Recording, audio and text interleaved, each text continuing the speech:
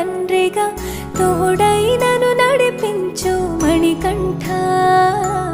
కష్టాలే తరిమినా కన్నీరే ముంచిన నీవే నాకు దిక్కు కదా అయ్యప్ప.